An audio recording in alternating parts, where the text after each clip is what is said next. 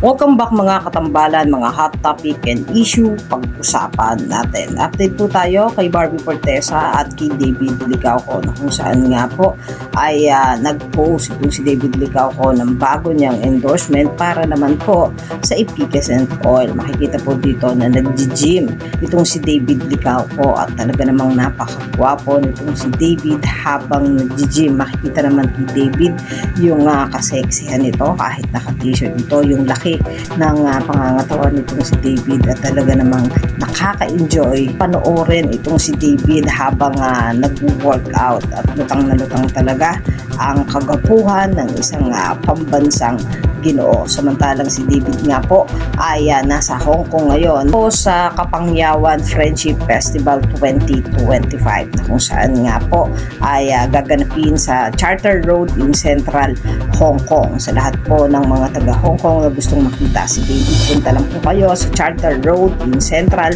Hong Kong.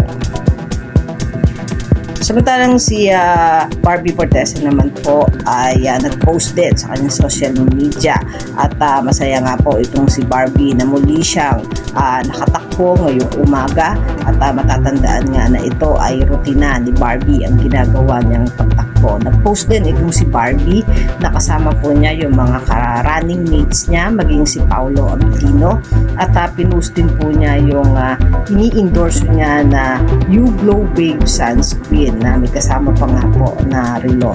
At tumakbo nga po itong si Barbie ng 8.3 kilometer ngayong umaga. At masayang-masaya nga itong si Barbie na muli siyang nakapag-morning run sa kabila nga po ng busy schedule nito.